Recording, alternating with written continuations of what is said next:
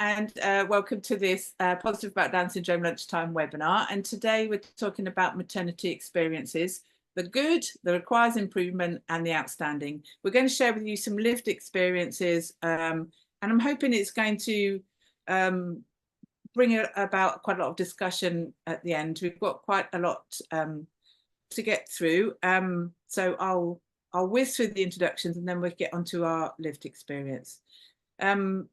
If you've not been to any of these webinars before, just quickly introduce myself. So I'm the training manager for Positive About Down Syndrome UK. Down Syndrome UK is a national charity, and Positive About Down Syndrome is like the healthcare arm of what we do.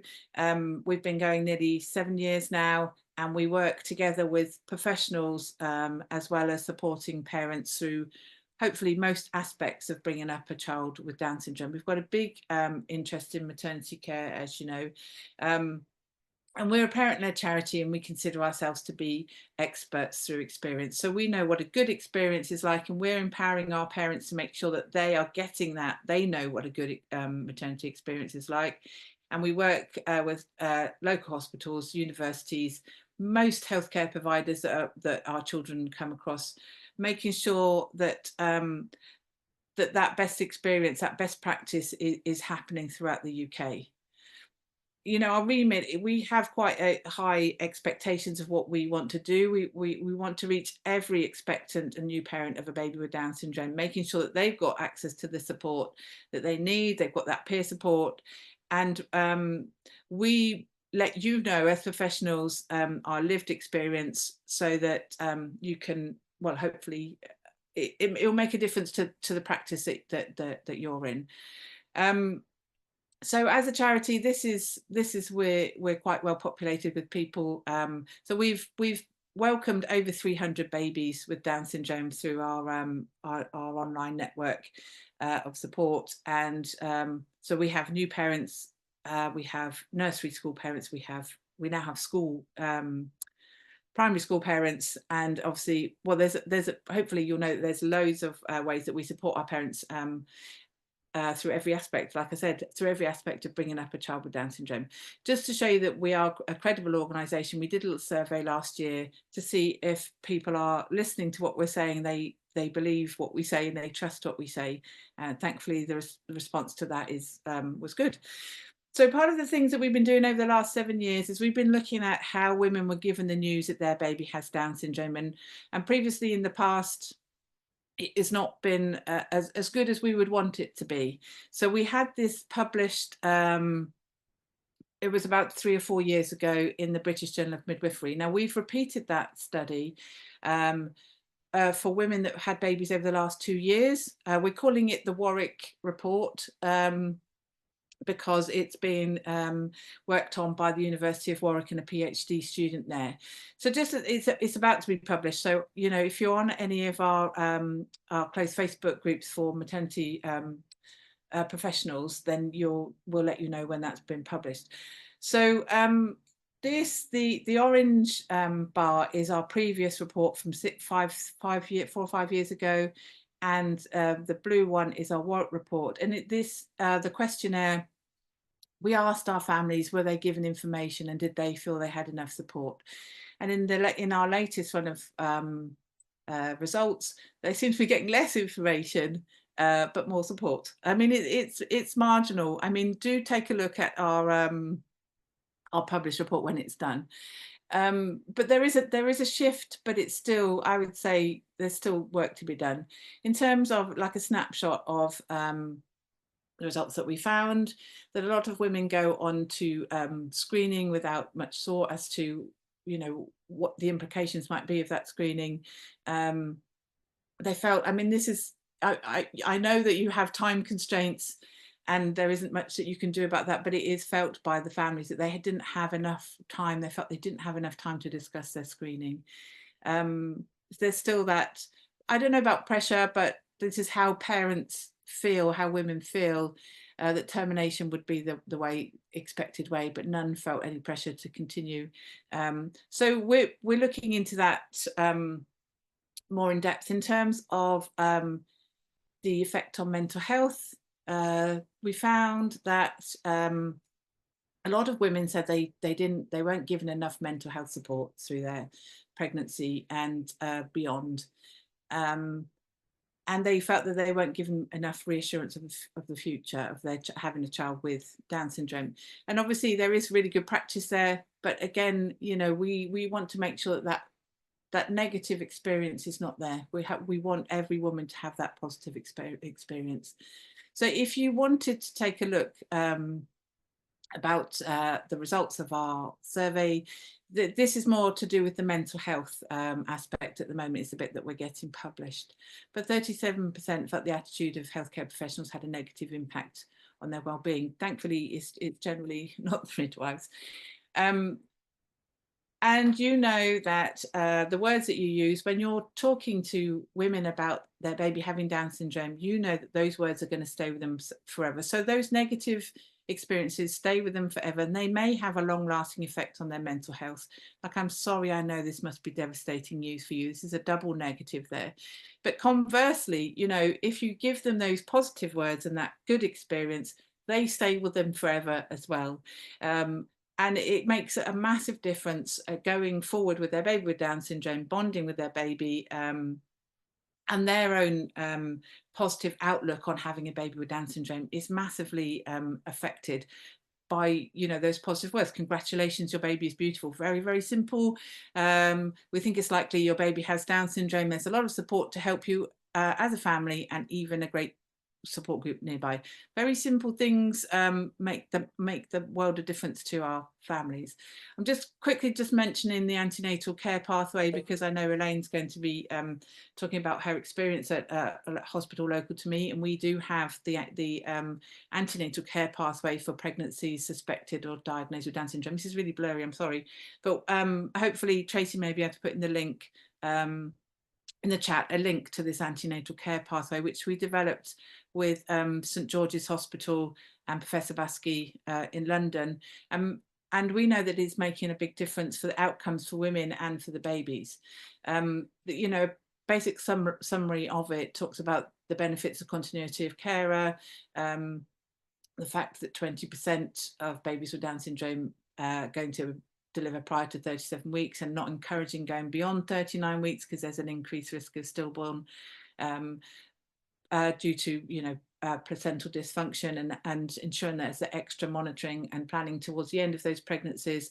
Talks about the importance of positive language and the need for access to perhaps emotional support and postnatal care.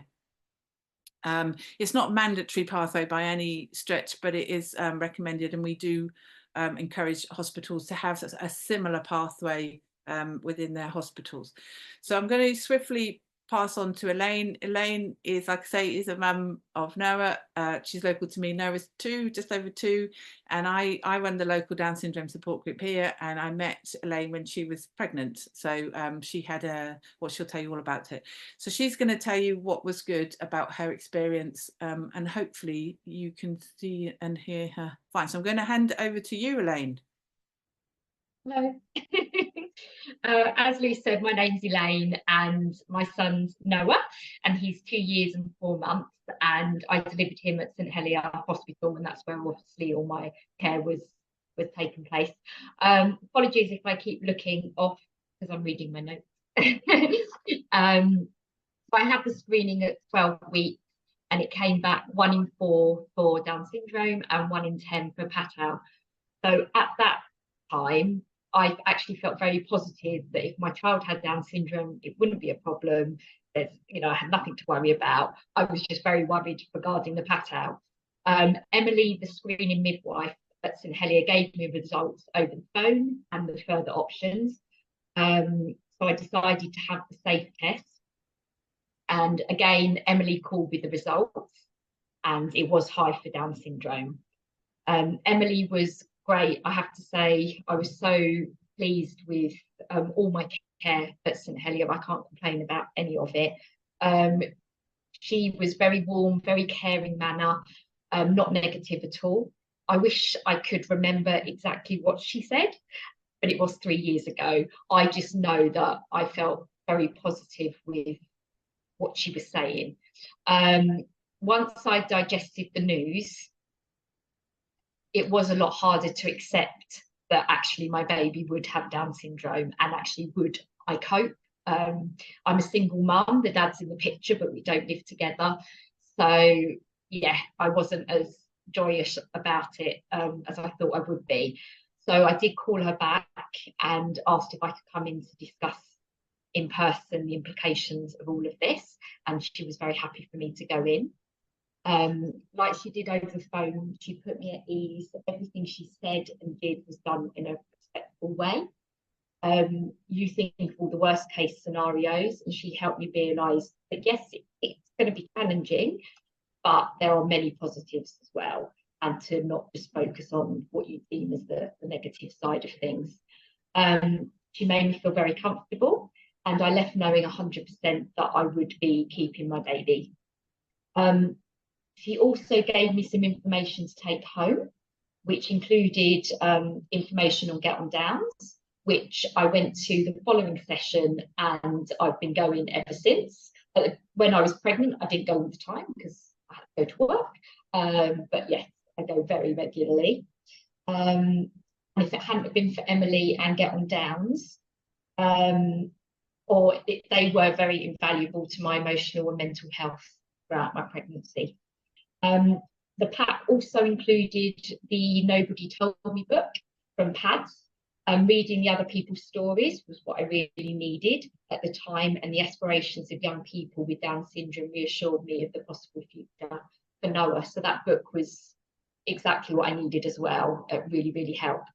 It also helped my parents, because they had lots of concerns and worries. Their first response was, oh, you're going to have termination then, because they're in their 70s, where it was considered very negative about Down syndrome. So that book was very, very good for them as well. And my dad actually came with me when I went to see Emily, and the way she was and what she was saying really helped my dad, which he could then relate to my mum as well. So it was a very positive experience. Due to the high chance of Down syndrome, the hospital followed the antenatal care pathway that was implemented by Lou, and I had extra scans, which was very reassuring, especially towards the end of my pregnancy, when I had extra water, so I couldn't feel Noah moving hardly at all. Whenever I went, they were like, oh, he's really fidgety, he's moving loads, and I'm like, I can't feel him. So it was very reassuring to have those extra scans. Emily's room was also in the waiting area, which was great because I could knock on her door and say hello and have a chat.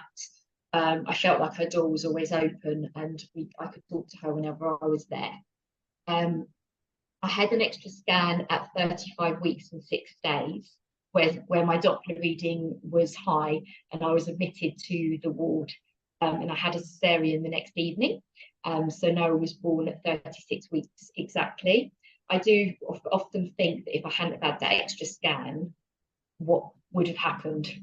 Not sure what the outcome would have been. As I said, the staff on the maternity ward, midwives, doctors, they were all great. They had a lovely manner. I didn't feel pressurised in anything negative at all. The only negative would be that the doctor who completed the scans would comment every time that I went in.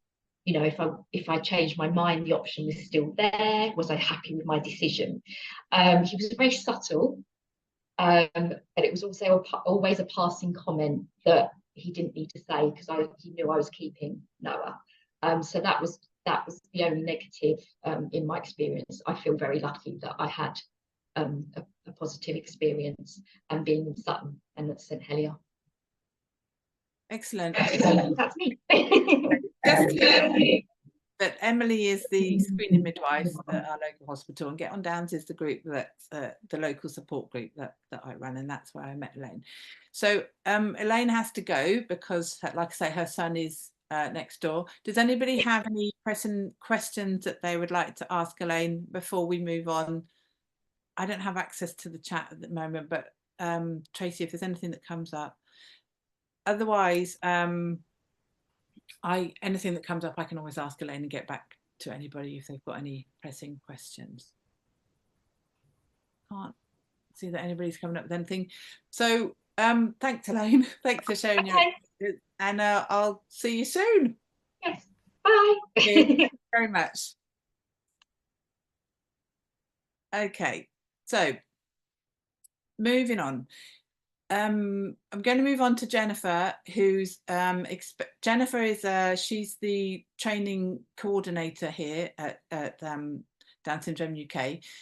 So it's good to use people that you know and resources that you know. So Jennifer does work for us, and she's going to she couldn't make it in person today, but she's going to share her. We've got a video which will hopefully work. I know we had issues with the video previously, but hopefully we fixed these, and we should have subtitles. But do let me know if this is not working. So she's sharing her maternity experience. Hello, my name is Jennifer, and I have a son who has Down syndrome, and he was born in 2021. I had a postnatal diagnosis, so for most of my pregnancy, everything proceeded as expected. In the final month of my pregnancy, I had some closer monitoring and a few additional scans due to low cord flow and slower growth. But at the time, nobody ever mentioned Down syndrome, and everything else proceeded as expected.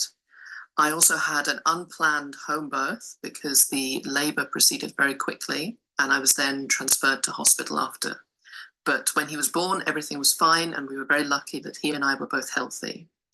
When we got to the hospital, we were handed off to the midwife team there, who were great.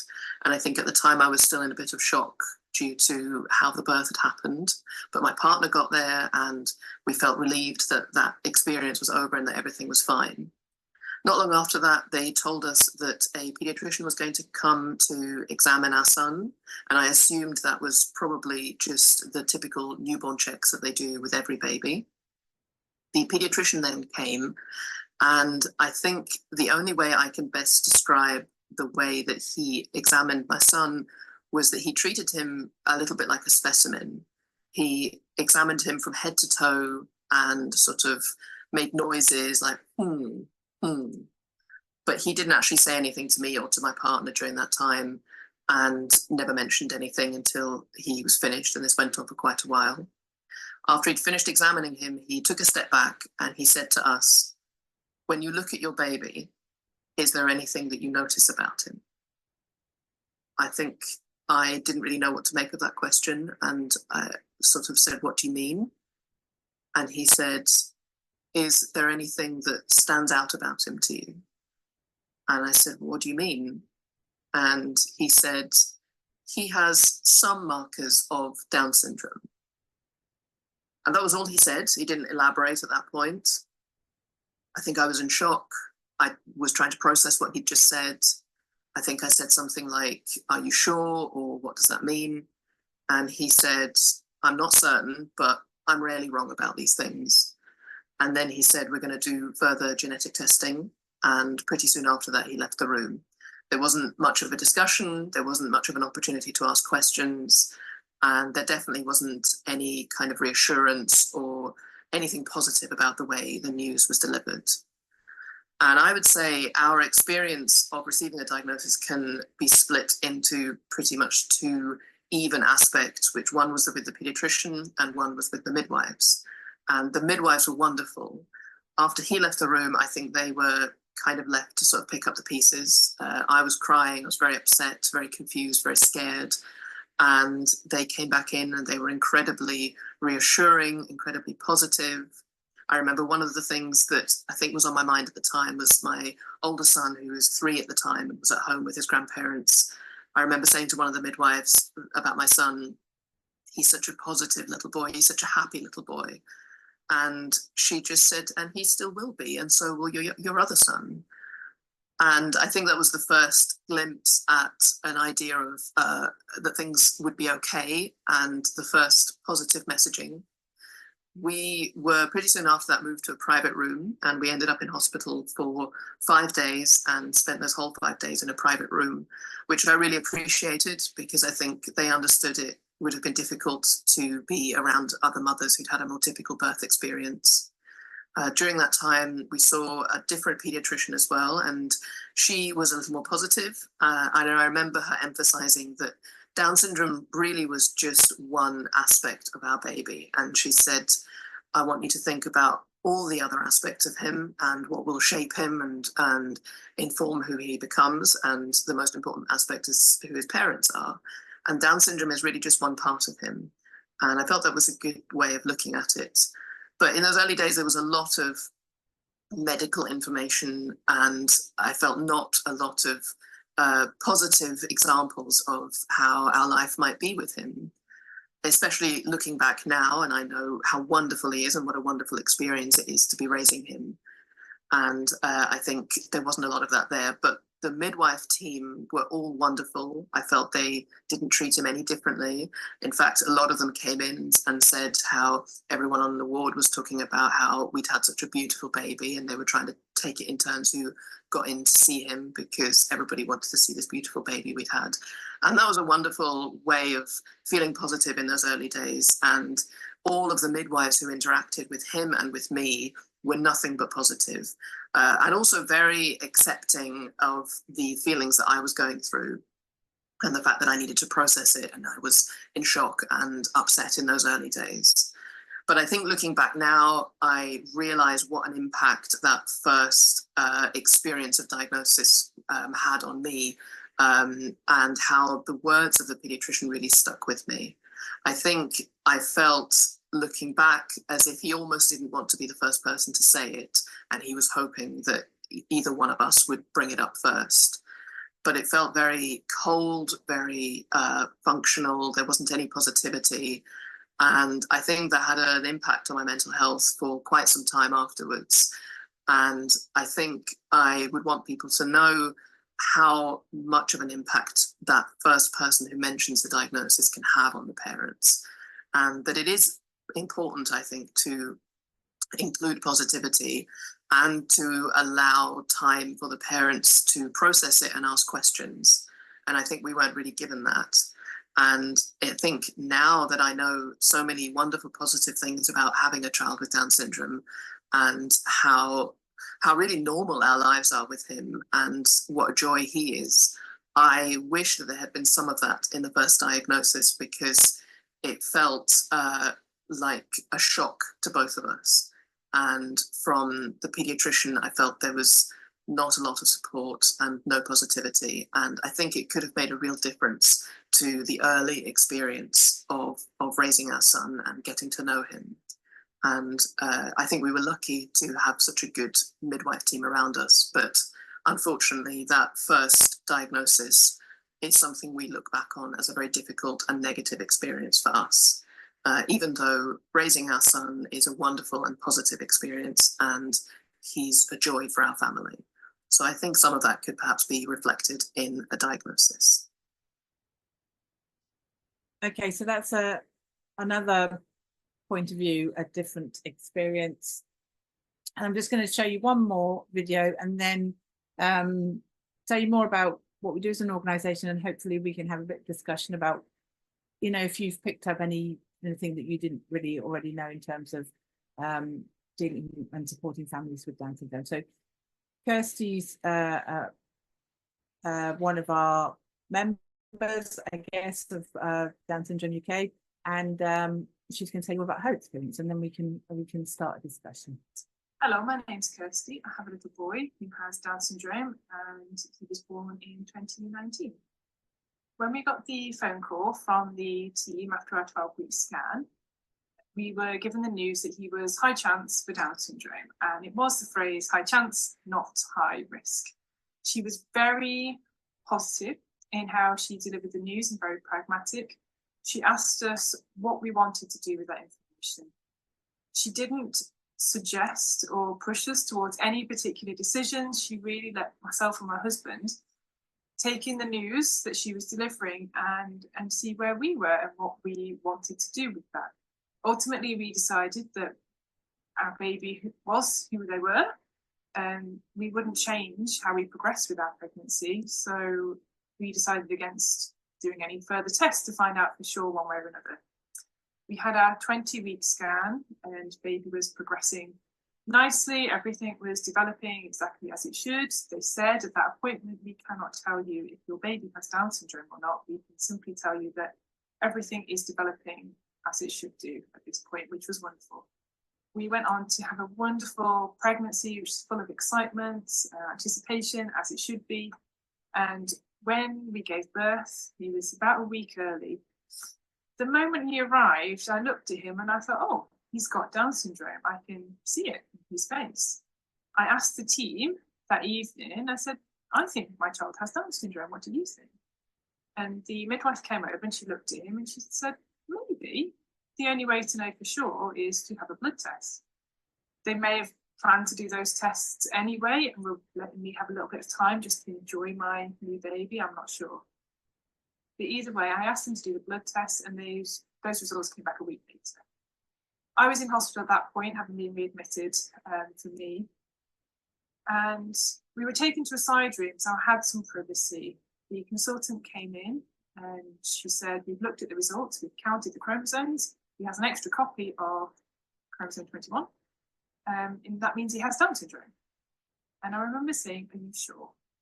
And she said, yes, we have counted them. There is no doubt your child has Down syndrome. She was very factual. At no point did anybody say, I'm so sorry.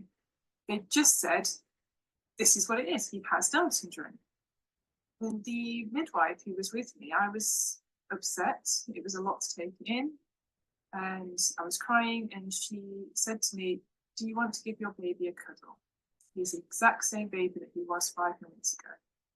And that really has stuck with me because she was absolutely right. Nothing had changed. He was exactly the same baby. We just found out a bit more information about him.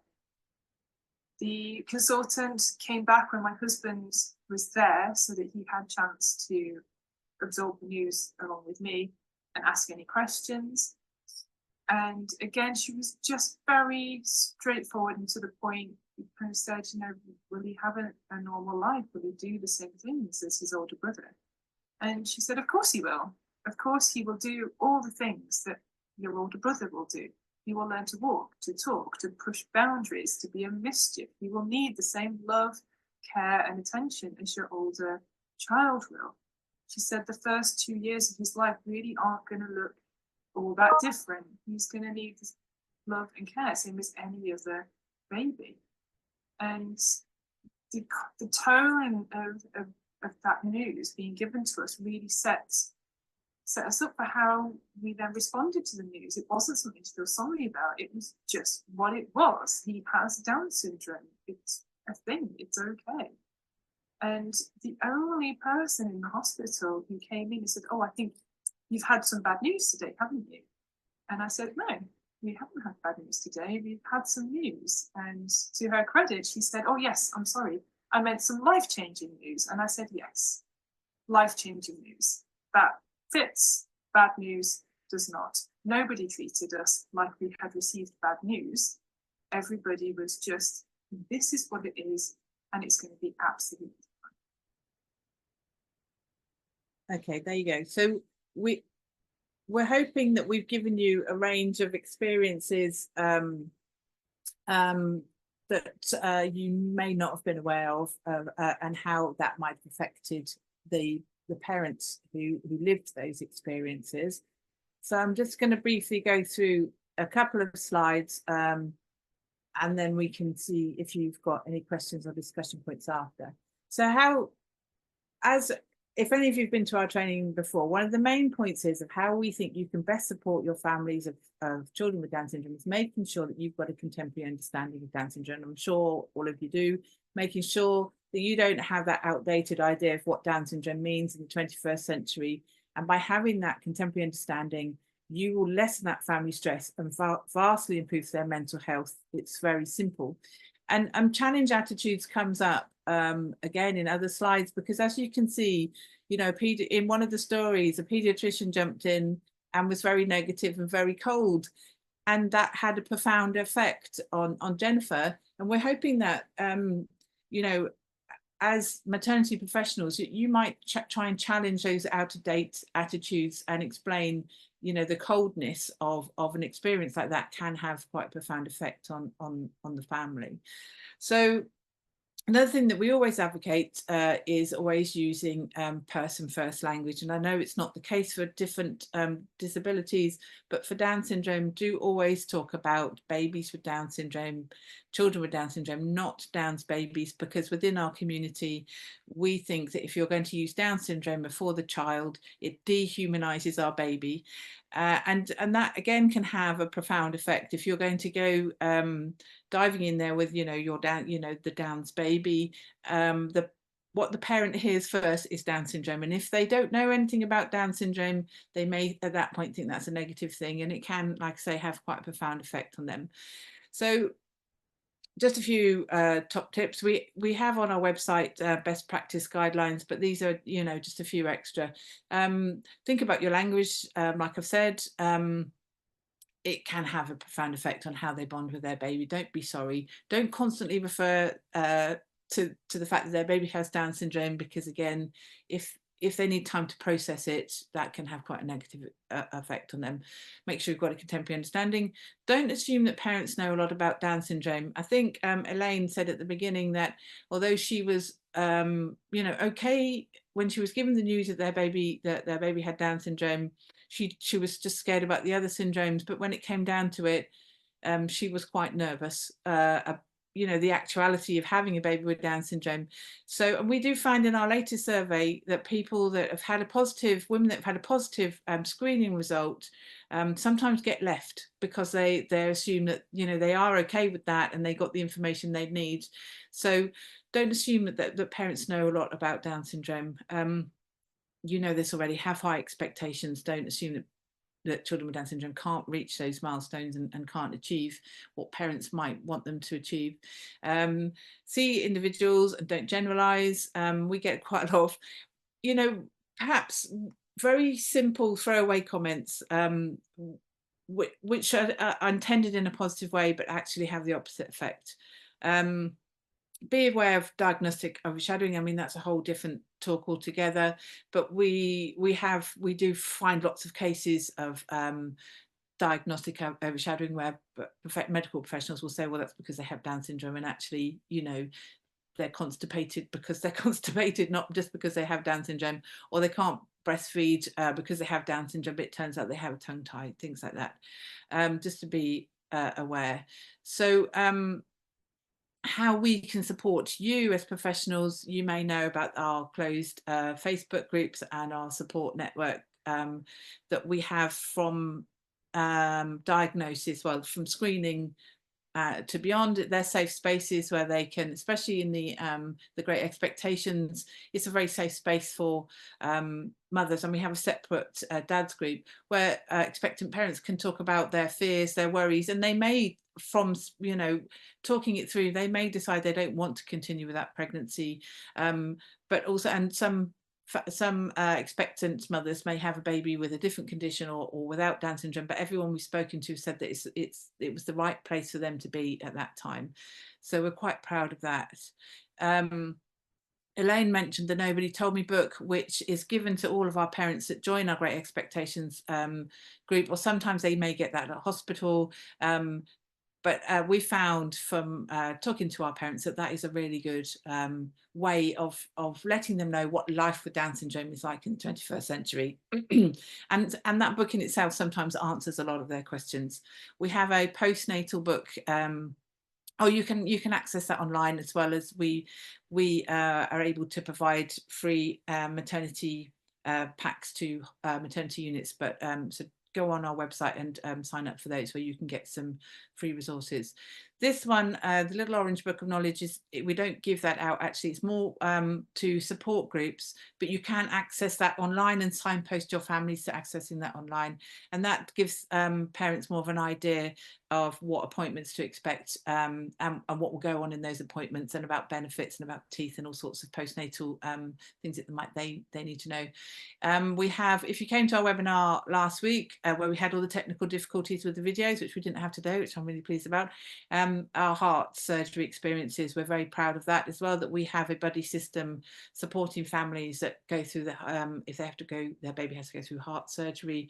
Breastfeeding, we've done an awful lot of research into, because previously there wasn't a lot of information or support surrounding breastfeeding. Thankfully now there is, and if you're interested or you have any families that would benefit from either being part of the Heart Buddy scheme or getting some breastfeeding support, there are the email addresses of the members of staff that are coordinating those. What you may not know is that we do provide a bereavement support service for those families where unfortunately you know, the baby didn't survive or they've miscarried, and this is specifically for if the baby has Down syndrome, so they get that peer support from people who've gone through the same process. But we also have a counsellor available if needed, and this is, we're quite proud of this as well, because sometimes it takes a while for those kind of counselling services to kick in, or perhaps families don't know where to talk to and where to go and who to talk to. So we've got all that in one space that they can access, you know, as soon as they need to. In terms of supporting our families, there's a whole load of information sharing sessions that we provide as a charity online. So signposting those as the baby gets older, as the child gets older, we really do feel like we cover, like I say, all aspects of bringing up a baby with Down syndrome. This is, you know, it's a long way away from you. You probably can't see this very well, but this is on our website. QR codes for all the support services that we're able to provide. There's one for our webinars, so that if you wanted to know what was coming up, but for our expectant parents, our new parents groups, and our main groups of how we support families, there's a handy QR code, and that's on our website. I'm not sure if you're aware that we've been working with the Royal College of Midwives on their iLearning modules. We're hopefully developing a suite of Down syndrome iLearning modules. 2 of them have already been released and are out there. The importance of language and the breastfeeding modules. These are coffee time iLearning modules, so they're 10 minutes, 15 minutes. So do take a look at that. We're hoping antenatal care one will be coming out shortly. So in summary, really, so I've put here challenge attitudes again, because the attitudes are not coming from you because you're all here. It's coming from those professionals that have those outdated attitudes and assumptions, and there we find as an organisation that is quite a common thing, unfortunately. And if you've got an outdated attitude and outdated assumptions of what people with Down syndrome can achieve, that comes hand in hand with an unconscious negative bias. So that's the kind of thing we're trying to prevent, really. Just to let you know that we do quite more in-depth training, our lived experience training to healthcare professionals, and we can tailor make that to your staff, or you know, which aspect of healthcare you're in. And just to let you know about our website here, it's updated all the time, and one of the really good things about our website, I think, is it has an accessibility bar, so it can be translated into all different languages, helping to reach those ones where those families where English isn't their first language, and you're relying on it, getting an interpreter in, and making sure that the interpreter's interpreting efficiently the bits that need to be you know, passed on. So we're really proud of the fact that that's can be translated into all languages. This is our closed Facebook group for healthcare professionals, so do think about joining that if you're not already. Come and share your best practice, ask questions. We have a team of regional maternity coordinators who are able to make sure that you get the literature to your hospital. So they're all on there as well, so you could introduce yourself, or they can introduce themselves to you on that platform. You're obviously here for our lunchtime webinar. We don't have the schedule as yet for the next, we have a break for August, and we'll be back in September with a whole load of new topics for you. But do let us know if there's anything in particular that you would like us to cover, or volunteer to do, you know, cover something that you're passionate with about concerning having a baby with Down syndrome. There is my email address if you've got any questions or want to contact me for any reason. So I'm going to stop sharing my screen now, because that's all I wanted to say here. And I wondered if anybody had any questions or comments or experiences that they wanted to share with what I've just presented you with.